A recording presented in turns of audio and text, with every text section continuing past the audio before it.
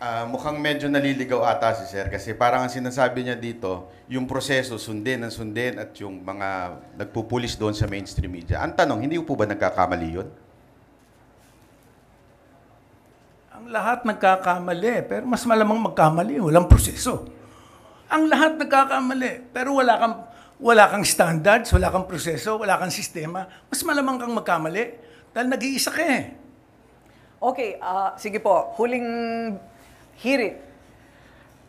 Maganda yung sinabi ni Sir, nagkakamali ang lahat daw, ang mainstream media.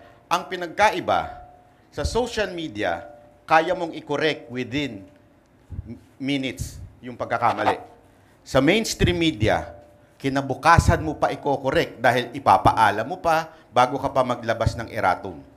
Kaya sa tingin ko, mas maganda kung pakikinggan natin lang lahat ng side. Mabilis naman maibago kung sakaling nagkamali ang social media.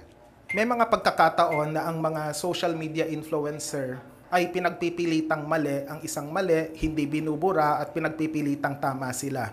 At dito, makikita natin ang isang willful ignorance din with regard to how the media work. Ang mga social news media organizations, yung mga may Facebook, may Twitter, etc., mabilisan din yung pag-correct, lalo na kung kinakailangan ito. Siguro yung tinutukoy mo, yung mga magazine at mga dyaryo na kinabukasan pa o sa isang linggo pa makakapag-issue ng erratum.